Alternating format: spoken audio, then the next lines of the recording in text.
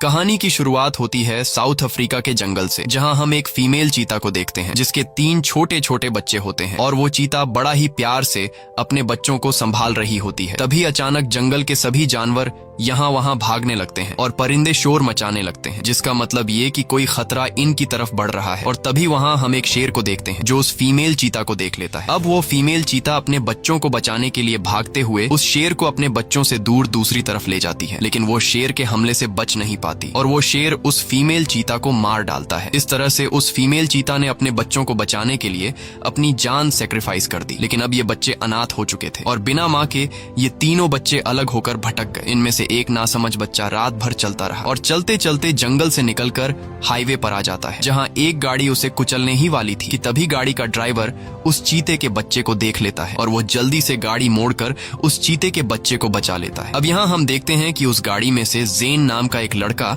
अपने पिता के साथ बाहर आता है। ज़ेन चीते के एक छोटे से बच्चे को देखकर काफी खुश होता है और उसे अपने गोद में उठा लेता है। ज़ेन उस चीते के बच्चे को अपने साथ घर ले जाना चाहता था, लेकिन ज़ेन के पिता पीटर ऐसा करने से मना कर देता है। पर ज़ेन को ये चीते का बच्चा पसंद आ गया था, इसलिए वो बार बार अपने पिता से इस चीते के बच्चे को अपने साथ घर ले जाने की रिक्वेस्ट करता है, जिस पर ज़ेन के पिता मान जाते हैं, क्योंकि ज़ेन का पिता पीटर भी जानता था कि अगर इस चीते के बच्चे को यहाँ अकेला हाईवे पर छोड़ दिया गया तो ये किसी गाड़ी के नीचे आकर मारा जाएगा। अब ये दोनों जब उस चीते के बच्चे को घर लेकर आते हैं तो ज़ेन की मॉम उस चीते के बच्चे को देखकर काफी खुश होती है, लेकिन ज़ेन के पिता पीटर को उस चीते के बच्चे से कुछ खास लगाव नहीं था, क्योंकि उसे डर था कि चीते जैसे खूनखार जानवर को घर पर रखना ठीक नहीं और ये चीते का बच्चा कहीं ज़ेन को नुकसान न पहुंचा दे। लेकिन कुछ दिन गुजरने के बाद पीटर भी उस चीते के बच्चे से प्यार करने लगता है। अब यहाँ ये लोग उस चीते के बच्चे का नाम डूमा रख देते हैं और डूमा अब ज़ेन की फैमिली का एक मेंबर बन जाता है, जहाँ सभी लोग डूमा के साथ काफी प्यार से रहने लगते हैं।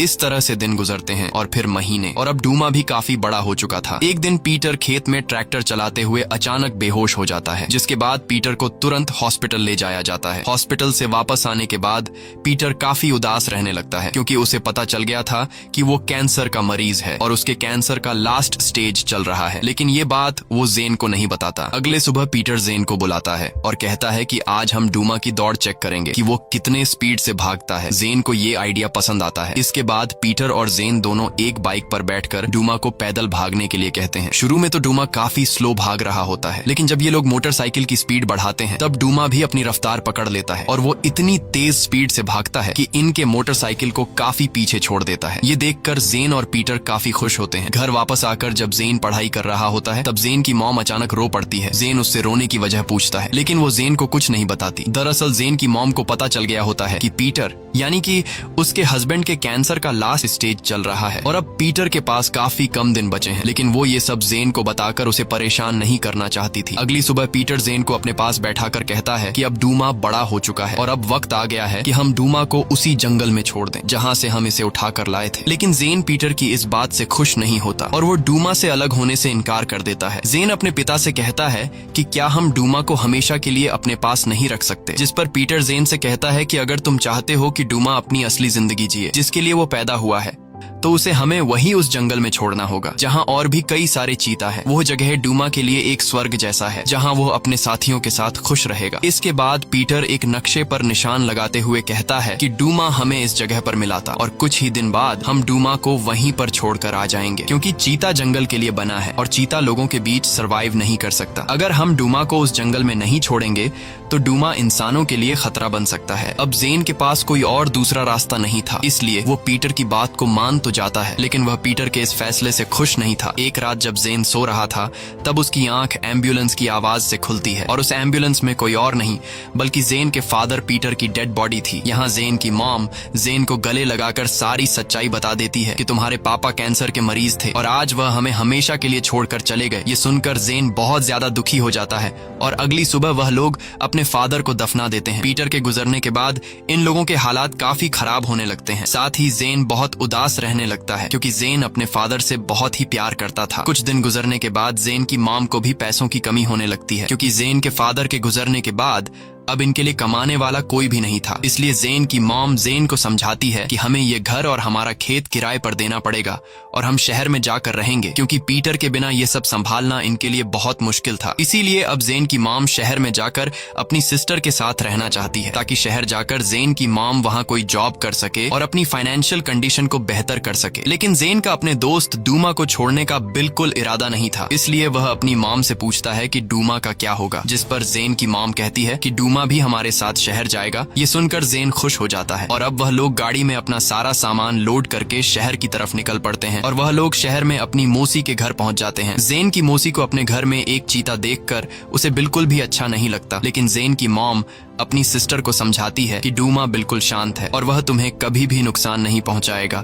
अगली सुबह जेन की मॉम जेन का एक नए स्कूल में एडमिशन करा देती है और जेन की मॉम को भी जॉब मिल जाती है। अब यहाँ डूमा जेन की आंटी के साथ घर पर अकेला होता है, लेकिन जेन की आंटी डूमा से काफी डरी सहमी रहती है, क्योंकि उसे लगता है कि डूमा उस पर कभी भी हमला कर सकता है। अब इस तरह से जेन और उसकी मॉम को शहर में आए काफी दिन हो जाते हैं और ये दोनों शहर में अब काफी खुश रहने लगते हैं। लेकिन एक दिन जेन जब अपनी मॉम के साथ गाड़ी में बैठकर स्कूल जा रहा होता है, तब गलती से जेन से घर का दरवाजा खुला रह जाता है और अब डूमा को घर से बाहर निकलने का मौका मिल जाता है। डूमा घर से बाहर निकलकर जेन की मॉम की गाड़ी का पीछा करने लगता है और जेन के स्कूल तक पहुंच जाता है। वहीं जेन अपनी क्लास में बैठा हुआ था और तभी उसकी नजर खिड़की की तरफ जाती है, जहाँ उसे डूमा दिखाई देता है। डूमा को देखकर जेन काफी परेशान हो जाता है कि कहीं ये स्कूल के बच्चों को नुकसान न पहुंचा दे। इसलिए वह टीचर से छुट्टी मांगने लगता है, लेकिन टीचर जेन को छुट्टी देने से इनकार कर देता है। टीचर के छुट्टी न देने पर सभी बच्चे जेन पर हंसने लगते हैं, क्योंकि जेन स्कूल में नया होता है और बच्चे जेन को बेवजह परेशान करने लगते हैं। लेकिन जब क्लास के बच्चे डूमा को देखते हैं तो उनकी चीखें निकल जाती हैं और सभी बच्चे यहाँ वहाँ भागने लगते हैं, क्योंकि उन्होंने लाइफ में पहली बार अपनी आंखों के सामने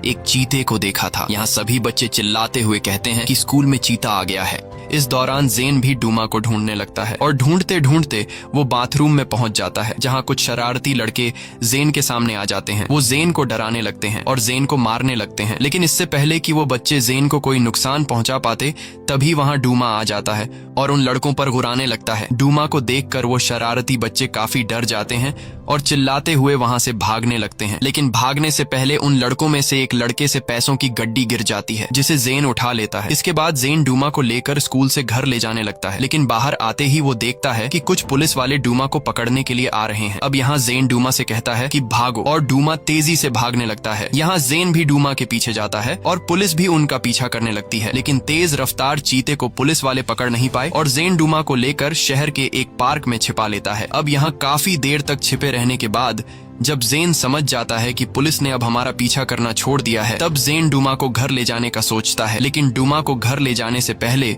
जेन समझ जाता है कि अगर मैं डूमा को घर लेकर चला गया तो वहाँ पुलिस आकर डूमा को मुझसे छीन लेंगे और फिर पुलिस हमेशा के लिए डूमा को जू में बंद कर लेंगे। यहाँ जेन आज के इस एक्सीडेंट को देखते हुए समझ जाता है कि डूमा शहर में लोगों के बीच सरवाइव नहीं कर सकता। इसलिए जेन डूमा को उस जगह पर ले जाने का सोचता है जहां उसके फादर पीटर ने डूमा को ले जाने का प्लान बनाया था और जेन के फादर ने कहा था कि डूमा वहीं पर खुश रहेगा। इसके बाद जेन अपने फादर का मोटरसाइकिल उठा लेता है और साथ ही उस मैप को भी उठा लेता है जिसमें उसके फादर ने डूमा के घर का लोकेशन सेट किया था। इसके बाद जेन डूमा को मोटरसाइकिल के एक साइड पर बैठाकर उस जगह की तरफ निकल पड़ता है। जाने से पहले जेन अपने मॉम के लिए एक लेटर भी छोड़ता है जिस पर लिखा हुआ था कि मैं डूमा को उसके घर तक छोड़ने के बाद वापस आ जाऊंगा। कई घंटों का सफर तय करने के बाद जब जेन एक वीरान रेगिस्तान इलाके में पहुंचता है, तब मोटरसाइकिल में पेट्रोल खत्म हो जाता है और मोटरसाइकिल बीच रास्ते में रुक जाती है। ये देखकर जेन काफी परेशान हो जाता है, क्योंकि जब वो मैप में देखता है तो उसे पता चलता है कि अभी काफी लंबा सफर बाकी है। लेकिन जेन हिम्मत नहीं हारता और मोटरसाइकिल को धक्का लगाकर आगे की तरफ ले जाने लगता है। कुछ दूर आगे जाने के बाद उन्हें एक क्रैश प्लेन दिखाई देता है। इसके बाद जेन मोटरसाइकिल और डूमा को उस क्रैश प्लेन के पास ले जाता है जहां ये लोग कैंप कर लेते हैं और रात यहीं गुजारने का फैसला करते हैं। अब रात हो जाती है और जेन प्लेन के अंदर सो जाता है और डूमा बाहर पहरा देने लगता है। तभी डूमा दूर से एक आदमी को आते हुए देखता है। वो आदमी रेगिस्तान में मोटरसाइकिल देखकर उसे चुराने लगता है और मोटरसाइकिल को स्टार्ट करने की कोशिश करता है, लेकिन मोटरसाइकिल स्टार्ट करने के शोर से जेन जाग जाता है और बाहर आकर उस आदमी से पूछता है कि तुम कौन हो और यहाँ क्या कर रहे हो। जिस पर वो आदमी कहता है कि मेरा नाम रिप है और मैं साउथ की तरफ अपने गांव जा रहा हूं। जिस पर जेन कहता है कि हम वेस्ट की तरफ जा रहे हैं। ये सुनकर वो आदमी चौंक जाता है और पूछता है कि हम कौन, तुम तो अकेले हो। और तभी वहां पर डूमा आ जाता है। डूमा को देखकर रिप घबरा जाता है। तब जेन उसे कहता है कि डरो मत, ये मेरा दोस्त है और ये तुम्हें कुछ भी नहीं कहेगा। यहाँ जेन रिप को अपनी पूरी स्टोरी बताते हुए कहता है कि मैं यहाँ इस चीता को उसके घर छोड़ने के लिए आया हूँ। ये सुनकर वो आदमी कहता है कि जिस जगह तुम जा रहे हो वो जगह बहुत ही खतरनाक है, क्योंकि वहां जंगली जानवर रहते हैं जो तुम्हें जिंदा नहीं छोड़ेंगे। जेन कहता है कि मुझे इससे कोई फर्क नहीं पड़ता, बस तुम अगर मुझे थोड़ा सा पानी दो तो बदले में आधे रास्ते तक मैं तुम्हें मोटरसाइकिल पर पहुंचा दूंगा। ये सुनकर वह आदमी मान जाता है और जेन को पानी की बोतल दे देता है। पानी पीने के बाद जेन उस आदमी को पूरी सच्चाई बता देता है कि मोटरसाइकिल में पेट्रोल नहीं है। ये सुनकर वो आदमी कहता है कि कोई बात नहीं, मेरे पास एक दूसरा जुगाड़ है। और अगली सुबह हम देखते हैं कि ये लोग मोटरसाइकिल पर एक लकड़ी से पैराशूट बांध लेते हैं, जिससे हवा के दबाव के कारण बाइक आगे की तरफ बढ़ने लगती है। वहीं दूसरी तरफ हम जेन की माँ को देखते हैं, जो जेन के लिए काफी परेशान हो रही होती है और वो पूरे शहर में जेन के मिसिंग के पोस्टर चिपका देती है। वहीं जेन रिप और डूमा के साथ पैराशूट की मदद से मोटरसाइकिल पर काफी लंबा सफर तय कर लेते हैं। लेकिन कुछ दूर आगे जाने के बाद इनके सामने एक रेतीला छोटा सा पहाड़ आ जाता है जिसमें बाइक नहीं चल सकती थी, इसलिए जेन बाइक छोड़कर नीचे उतर जाता है। अब काफी तेज धूप होने की वजह से जेन और डूमा छांव में बैठ जाते हैं और रिप खुदाई करके पानी निकालने की कोशिश करता है। जेन को लग रहा था कि रिप बेवकूफ है और वो यहाँ से कभी भी पानी नहीं निकाल पाएगा, लेकिन रिप को गांव में रहने की वजह से एक्सपीरियंस था कि पानी किस जगह पर है और कुछ ही देर की खुदाई के बाद रिप पानी निकाल लेता है। यह देखकर जेन बहुत ज्यादा खुश हो जाता है और ये तीनों पानी पीकर अपनी प्यास बुझा लेते हैं। लेकिन सिर्फ पानी से इनका गुजारा कहाँ होने वाला था, क्योंकि ये तीनों पिछले कई दिनों से खाना नहीं खाए थे और भूख से इनका बुरा हाल होने लगा था। और तभी कुछ दूर आगे बढ़ने के बाद जेन को पास में एक शतरमुर्ग दिखाई देता है। जेन ने सोचा कि यह एक अच्छा मौका है डूमा की शिकार करने की काबिलियत को चेक करने का, और जेन डूमा को शतरमुर्ग के शिकार के लिए भेज देता है। लेकिन डूमा, जो बचपन से ही एक पालतू जानवर की तरह रह रहा था और उसने कभी भी जंगल में रहते हुए किसी जानवर का शिकार नहीं किया था, इसलिए वो शतरमुर्ग डूमा से भाग जाता है। लेकिन डूमा अपनी सूंघने की शक्ति से उस शतरमुर्ग के अंडे ढूंढ लेता है। अंडे देखकर जेन काफी खुश हो जाता है और ये लोग उन अंडों को पकाकर खा लेते हैं। लेकिन यहाँ रिप हंसते हुए बोला कि अगर यह चीता ऐसे ही शिकार करने में कमजोर रहा तो यह चीता अफ्रीका के जंगल में जिंदा नहीं रह पाएगा, क्योंकि वहां कई खतरनाक जानवर हैं जो इसे मार डालेंगे। अगर डूमा को जिंदा रहना है तो इसे एक चालाक शिकारी बनना पड़ेगा। लेकिन यहाँ जेन रिप को नक्शे में एक जगह दिखाकर कहता है कि मेरे पिता ने कहा था कि इस जगह पर और भी कई सारे चीता रहते हैं और डूमा उन चीतों के साथ मिलकर शिकार करना सीख लेगा। रिप नक्शा देखकर कहता है कि जिस जगह तुम जा रहे हो वो जगह बहुत ही खतरनाक है, वहां से बहुत कम लोग जिंदा बचकर निकल पाते हैं। रिप जेन से कहता है कि मेरी मानो तो तुम वापस शहर चले जाओ और शहर जाकर तुम इस चीते को बेचकर ढेर सारा पैसा कमा सकते हो। लेकिन जेन ये सुनकर रिप पर गुस्सा हो जाता है, क्योंकि डूमा जेन का दोस्त था और जेन डूमा को किसी भी हाल में अकेला नहीं छोड़ने वाला था। रिप इस छोटे से लड़के की हिम्मत को देखकर उससे काफी इम्प्रेस हो जाता है और कहता है कि मैं भी डूमा को तुम्हारे साथ उस जंगल में छोड़ने का साथ दूंगा। इसके बाद ये दोनों उस जगह की ओर निकल पड़े। कुछ दूर आगे जाने के बाद जब जेन ने रास्ते में अपनी कंपास देखी तो कंपास वेस्ट की तरफ इशारा कर रही थी, जबकि रिप जेन को दूसरी तरफ गलत रास्ते से ले जा रहा था। जेन को उस पर थोड़ा शक हुआ, लेकिन जेन बिना कुछ कहे चुपचाप उसके पीछे चलता रहा। रास्ते में इन लोगों को एक हीरे की खदान मिलती है। उस जगह की जांच करते हुए रिप को एक नुकीला औजार मिला, जिसे लेकर रिप ने उसे एक नुकीला भाला बना दिया ताकि अगर कोई जानवर इन पर हमला करने आए तो ये लोग इस भाले की मदद से खुद को बचा सकें। तभी इन्हें दूर एक हेलीकॉप्टर नजर आता है जो इनकी तरफ बढ़ रहा था, जिसमें कोई और नहीं बल्कि जेन की माँ थी, जो जेन को ढूंढने की कोशिश कर रही थी। अब यहाँ रिप जेन से कहता है कि इस हेलीकॉप्टर में कुछ बुरे लोग हैं जो हमें मारने के लिए आ रहे हैं, इसलिए ये दोनों एक कमरे में जाकर छिप जाते हैं, जिस वजह से जेन की माँ जेन को देख नहीं पाती और वहां से चली जाती है। जेन को पता ही नहीं चलता कि उस हेलीकॉप्टर में उसकी माँ थी। कुछ देर बाद यहाँ रात हो जाती है और ये लोग आग जलाकर बैठ जाते हैं। यहाँ रिप जेन को अपनी स्टोरी सुनाता है और कहता है कि कुछ साल पहले मैं पैसा कमाने के लिए गांव छोड़कर शहर चला गया था, लेकिन शहर में मुझे काम नहीं मिला। फिर मेरे कुछ गलत दोस्त बन गए जिनके साथ मिलकर मैं चोरियां करने लगा और फिर एक दिन मैं पुलिस के हाथों पकड़ा गया और मुझे 2 साल की जेल हो गई। अब मैं पूरे 3 साल बाद अपनी फैमिली से मिलने जा रहा हूँ। यहाँ रिप जेन से फिर से वही बात दोहराता है